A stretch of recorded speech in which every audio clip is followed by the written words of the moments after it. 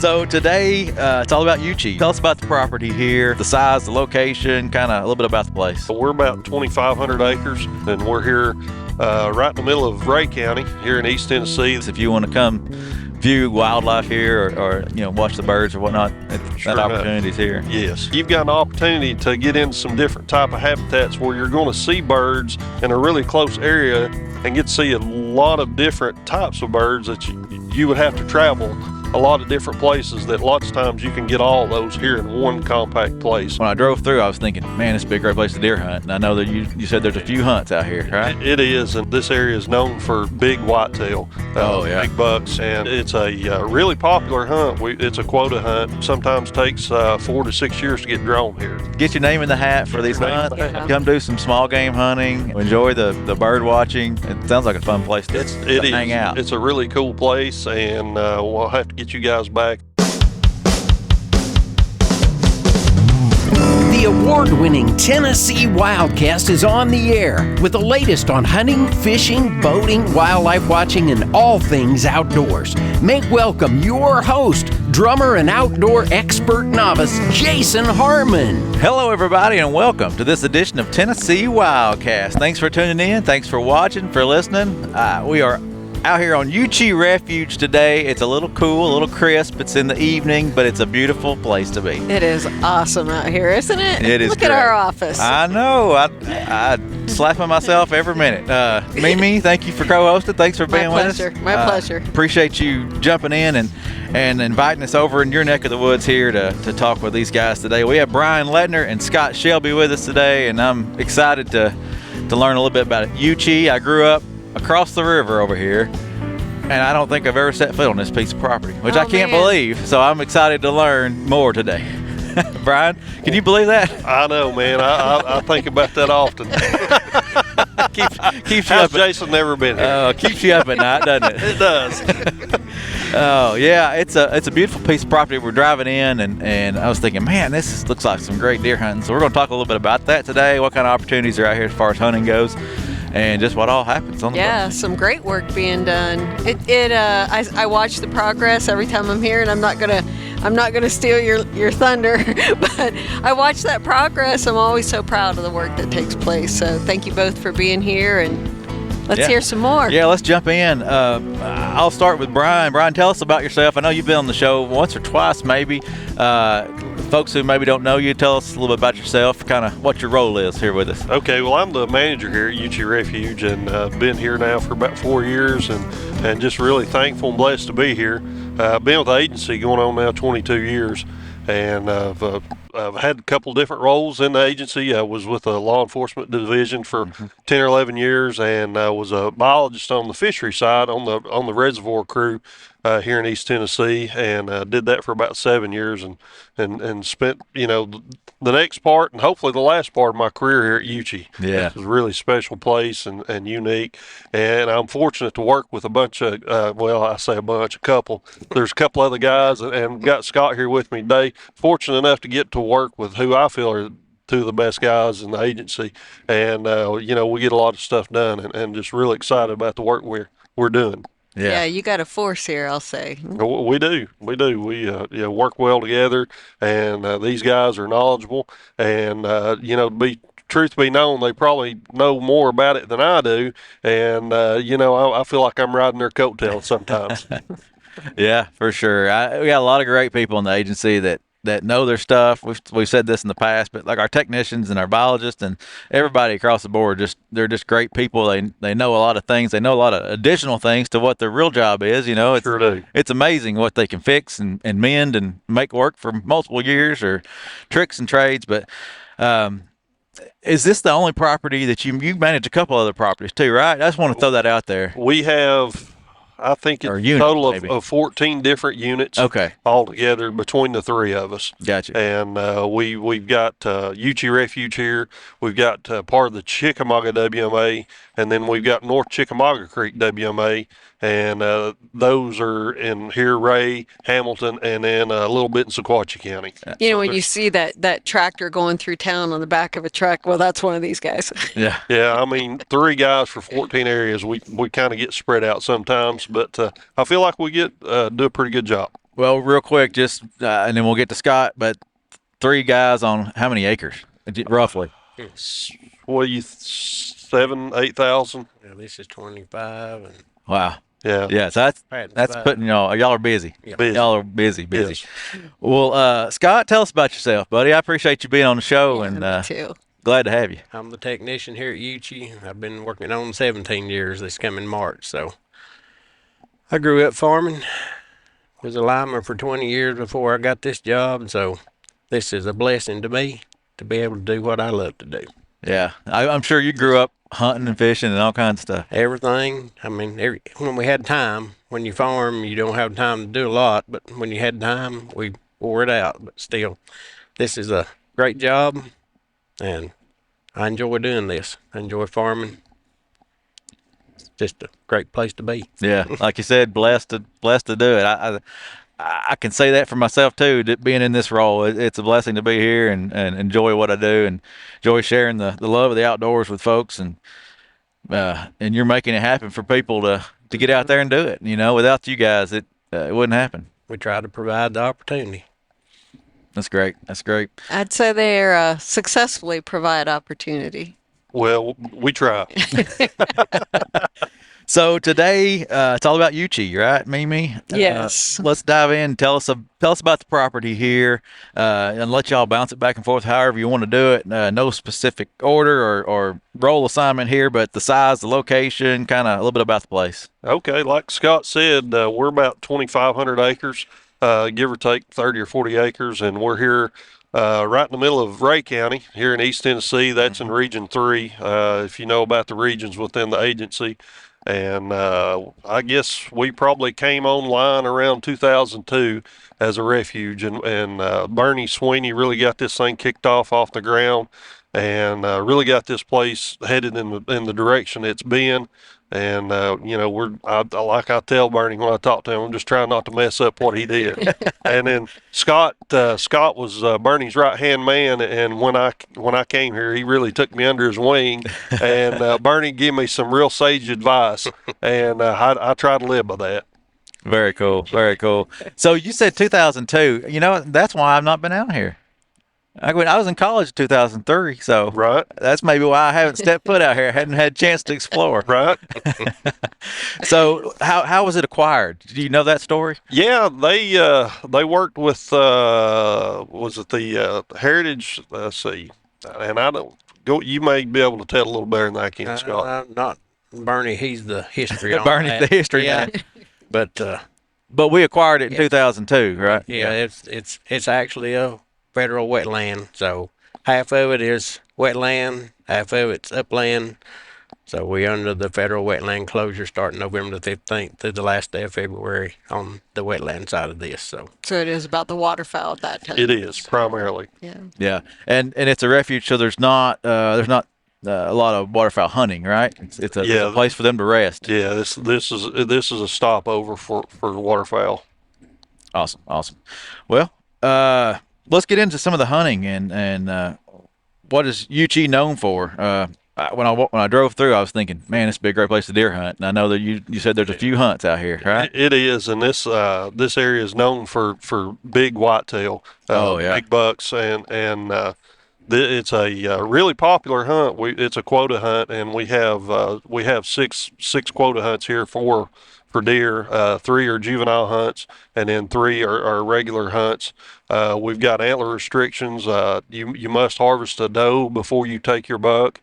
We're trying to keep that ratio in as part of the quality deer management, and it's very popular. It sometimes takes 4 to 6 years to get drawn here, so you've really got to be patient to get drawn here. Yeah. And so work on get your name in the hat every year, gain those preference points if you can, and wow, yeah. And it's pretty much the same with turkeys too. It's 2 to 3 years probably to get drawn for a turkey hunt. It's pretty popular.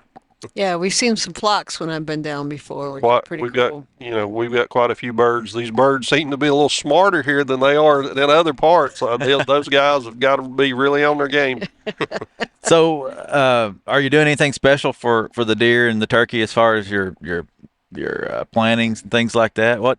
Any focus to attract them or to make that hunting better? Part of Yuchi sharecropped, and the sharecropper has such big equipment he can't get in some of our smaller fields, so we'll plant all of our smaller fields while he does the big ones. And he leaves a percentage of the crop for everything to eat all winter long. So they really have corn, soybeans, sorghum, millet, stuff to eat year round.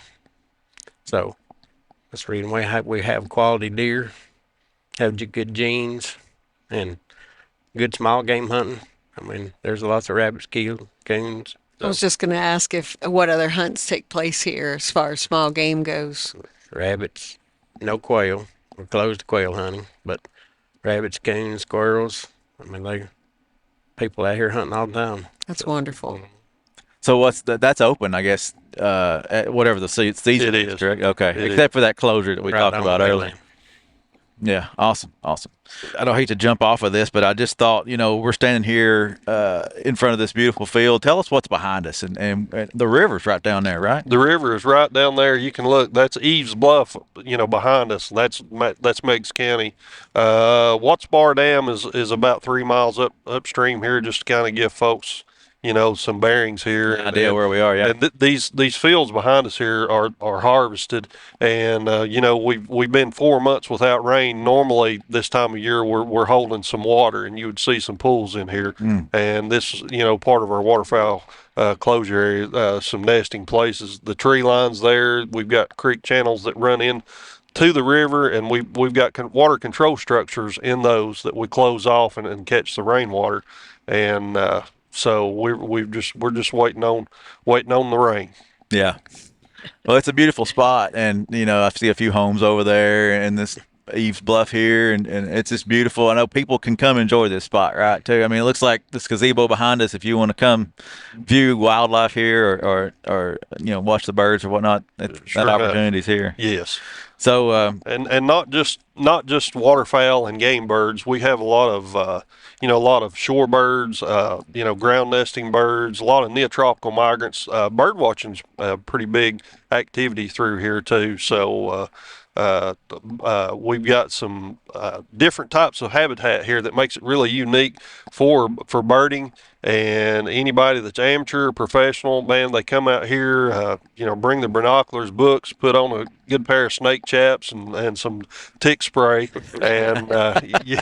it's going to be an adventure. Sounds like It's going to be an adventure, but you've got an opportunity to get into some different type of habitats where you're going to see birds in a really close area and get to see a lot of different types of birds that you would have to travel a lot of different places, that lots of times you can get all those here in one compact place. It's really neat. Over to the north of us here, we've got what we we affectionately refer to them as the knobs, part of the Ridge and Valley system here that came up, and it's crazy that we're right here in the Tennessee River Valley. We're right on the river, but go this way several hundred yards, and we've got mountain laurel. So wow. It's really neat. Yeah, very It's diverse. a really unique area. that is awesome. So I know there's a lot of work that takes place here with crop planting, but I also know that you've done some other types of management to really diversify habitat. Talk a little bit about the big projects that you're working on, and multiple year projects. We're continuing our early successional work here in Savannah type work. That was started probably 10 years ago, and we're continuing to work on that. Scott and I are a little bit of firebugs. We like to set those fires, but it's all for a good purpose. And we like to create those Savannah type habitats and keep those. And fire is our best tool that we can use.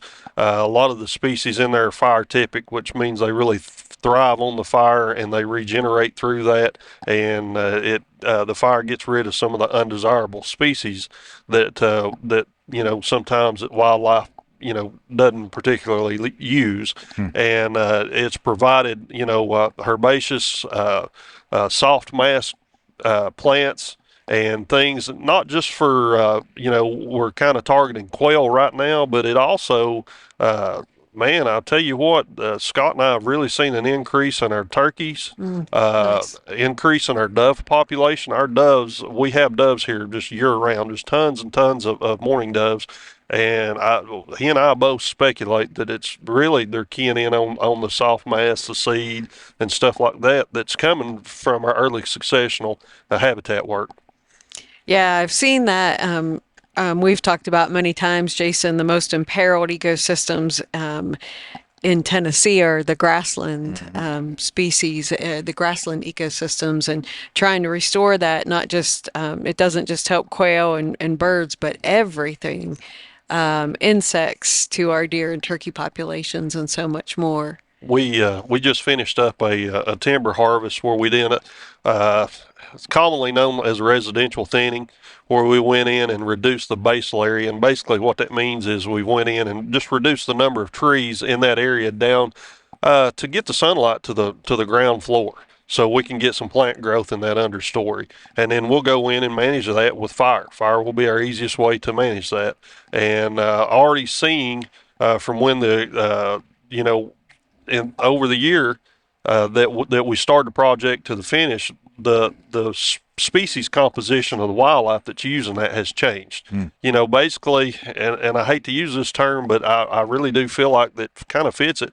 It was kind of a biological desert just within that little 40-acre stand of loblolly pines. And so we've got it thinned down now to where we've had one plant species in there, which was a loblolly pine, and that doesn't produce any seed or anything like that that wildlife's going to like, other some nesting habitat. Yeah. To where now we've got all kinds of new lush understory growing, Nice. and we've still got the nesting habitat with the trees that we left. Wow, very cool. So it's really neat to see that change in just a short period of time. Yeah. Yeah, I've seen it just in the past few years that I've been coming down. We watch that growth, that regrowth from the areas that have been timber harvested. Yes. Fantastic. More and more browse. Yeah, they don't just eat acorns. They love them. Exactly. Yeah. So you talked about quail earlier a little bit. Have you seen any quail coming back? Are you hearing coveys or seeing Yes. coveys? Awesome. Yes, Yeah. we are. We're working on that. Trying to increase that, and through various efforts, such as the burning. We'll do some chemical spraying as well. As a matter of fact, today I saw a covey of quail in the road when I was coming in. Wow, that's very cool. It is. So we know that rain can be and weather can be one of the challenges of managing here, but what's another challenge? What are the challenges of managing Yuchi? People. People, and he means that in the best terms. Folks have, they've got different wishes and wants and needs and For what sure, they would yeah. like to do with areas. And, sometimes it's a challenge kind of trying to juggle all that. We want to try to provide the best opportunities for sportsmen. And sometimes, doing that for deer may not mesh as well for the waterfowl, and so we try to balance that just the best we can. Yeah. Yeah, I think that's all across the state. I think people have their preferences, and I mean in life, just in everything. We're all different. We all want different things. So Right. it's a challenge, and that's just part of what comes with it. And With urbanization, there's not a lot of places folks can go, and sometimes we'll have we've got squirrel season, rabbit season going on right now, and we'll have all these guys in here at the same time. And, you've just got to kind of make it, try to give them the best opportunity that they can together. And those guys know it too. Mm-hmm. Yeah, the repeat customers, we talk with other WMA managers, and I know you all know the people coming and going most often, and I'm sure they get used to and ask questions. And speaking of questions, we kind of wondered, what are the most common questions you receive here on the WMA that we might share some information with listeners? Oh, that's great. One thing that we talk about with, we've got the wetland side that Scott spoke of earlier, and the upland side. And then we, for our hunts, 5 of our hunts are open for the whole area. The last hunt that we have is during the refuge closure for the waterfowl side, so it's the upland side, and folks want to know, what's the difference. And basically, we've got a county road that runs right through the middle here, and it kind of delineates that the right side of the road basically is our wetland side until you get to right where we're at, and then this field right here is wetlands. But everything on the north side of the road is upland and huntable for those deer hunts. Okay. And that goes for our coon hunts and rabbit hunts as well, and squirrel hunting and that closes November 15th, and it goes through the last day of February. I think about you talked about the deer quality management, and I think, what are people expecting to see when they see the deer? What's some of the big deer that's come off this property, and any stories that you've seen some big ones come through, and just to get, entice people to put in for these hunts? I know I'm thinking about it. We've had several, 5.5-year-old bucks killed here. So, around close to here, maybe not in Middle Tennessee and West Tennessee, but that's a pretty good deer for around this area. Yeah, for sure. But, 3.5, 4.5, it's pretty common here. So the genes are here, the quality's here. It's just, the bucks are smart. There's so much pressure. They go nocturnal, and it's hard to kick them up. You really have to work and hunt. Yeah. Well, it comes back to personal preference too, on this one. But some people think we don't need a antler restriction, and some places have them, some places don't. That may play a factor in it, may not. Everybody has their own opinion, but it seems like it's working for you guys. For this piece of property, it's worked well. It's worked well, and if it's not broke, don't fix it. Just keep on trucking, right? All right. Let's see where we at. Maybe current projects. Well, I wonder too, out of all the hunts you do, I'm sure you enjoy the juvenile, but what's been some of your favorite hunts throughout the year? Yeah, that's it for me. You hit it right on the head. It's the juvenile hunts, seeing a kid come in with their first deer or their 5th deer, but, lots of times we get the chance to see those kids come in with their first deer. And, I like to send you those pictures. Yes. And we try to post those. And, I always get the parents' permission, of course, but, those kids come in, they're just beaming. Yeah. And I know Scott has the same sentiment too. I think if we could have all our hunts, juvenile hunts, we just he and I, we probably would, just for the, and I'm being a little selfish here, but just for the self-satisfaction of seeing those kids. I mean, it's just, that's a lifetime for them, that first memory, that's wonderful. They have the potential of killing a deer of a lifetime here, and a lot of them do. The other question we had is, if someone's never been here before and they put in for a hunt, and after a couple years they're lucky enough to be drawn, what do they need to know? Tell us about the terrain. Tell us if they've never been here before, what they should know about coming to Yuchi. The terrain is diverse. We've got here on the river bottoms, that's pretty flat, but if you decide that you want to take a chance and go up into the knobs, and sometimes that's where those deer they'll kind of get back in some of those spaces, you better be in shape, because it's pretty steep, and if you're lucky enough to harvest a good deer, you may have a pretty good drag. It's good to know, though. It's definitely good to know. Yeah. And like we said, you've got to harvest that doe before you take that buck. So always, be mindful of that. Yeah. Yeah, that's good to know. And check in when you come to those hunts. Are you just good to go, or do you have to check in that morning, or how's that? You're good to go. And I tell folks while they're in the stand, they harvest that doe, to go ahead and check it out on your phone through the app. Yeah. And keep on hunting. And then when you're done, just if you're lucky enough to get that buck too, just bring them both in. We get the data off of them there at the check-in station, and they're good to go. That's cool to know. That's good to know. And I can apply in the field on your own property, Absolutely. Checking in and using that app, and so handy. Yeah, keep hunting. Yeah, the restrictions aren't applied on these hunts. We won't. We won't do that to a kid. I mean, not yet. So hopefully we don't ever have to. No, we're going to grow them. No, I hear you. Yeah, that's awesome to let them, take what they want. they may not ever get another chance. So that's a great way to maybe get them hooked and lock them in. And the youth hunt is a draw hunt as well, or is it? It is. Okay, yeah. So make sure if you're a parent out there listening or watching, put your kid's name in the hat. Make sure they get on the list to maybe get a chance out here. That's right. From far and wide, or you see mostly locals putting in for those hunts? No, Out of state. we get folks from everywhere. Yeah, that's fantastic. Very cool. Well, current projects that are taking place, anything coming up down the road or happening right now that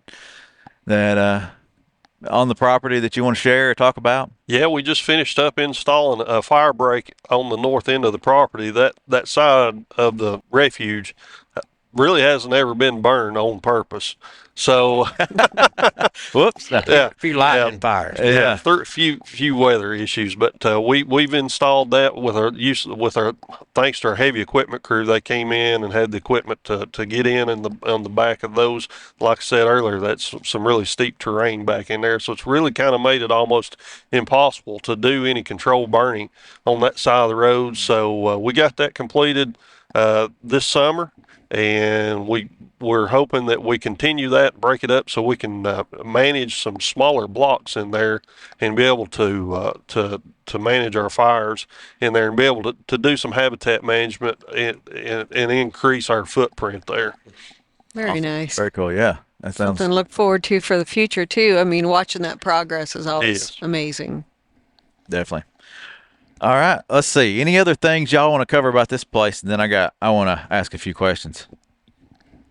No, I think we've pretty much covered it. Can you think of anything, Scott? Yep. Just get out, get your name in the hat for Get these your name in hunts. the hat. Come do some small game hunting. Enjoy the bird watching.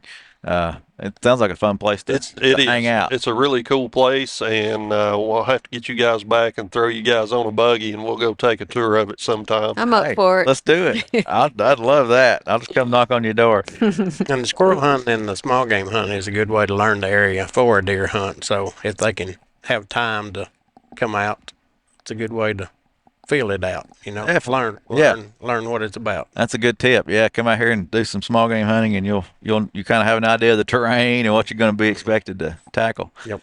Well, I'll let whoever wants to jump in. What's an outdoor hunting story you want to share with folks that in your lifetime, something that stands out that just hits the mark, whether it's a mentor hunt that you've done or whether it's something you've hunted yourself? Or I know people love to hear those stories. 2 minutes. 2 minutes. It's the thing about, I'll just go ahead and tell one on myself. Growing up, I was a waterfowl hunter, and if you've never been wet, either you're not really a waterfowl hunter or you're lying. And we were gathering up decoys one time off the front of the boat on the Hiwassee River, and it was a little deeper than I thought it was, and I filled those waders up. Luckily, it wasn't over my head, so that was a cold ride back to the boat ramp. I will say that. I bet so. When you're young, you can do that stuff and recover from it pretty And learn quick. from I don't know that I could do that and be as happy about it as I was that day. Of course, my buddies, they had a little better time out of it than I did. Oh, I bet so. I bet you heard about it for a while. Oh yes. And Scott, I know you have beautiful daughters, and I know you've had them out there. They enjoy it. I also know you're a crane hunter. Well, we try. They're getting more and more smart every year around here, so we do our best. Yeah, I guess you could probably see a few sandhills flying by. You'll see a few as they're headed towards the refuge. Yeah. Yep. Very cool. A few snow geese yesterday. So Wow. Yeah. everything's traveling right now. Yeah. Definitely. Good time of year. Yeah. So come out here to Yuchi. Check it out. Like we talked about, hunting, bird watching, being in God's country. It's nice right here. I love it. Sure is.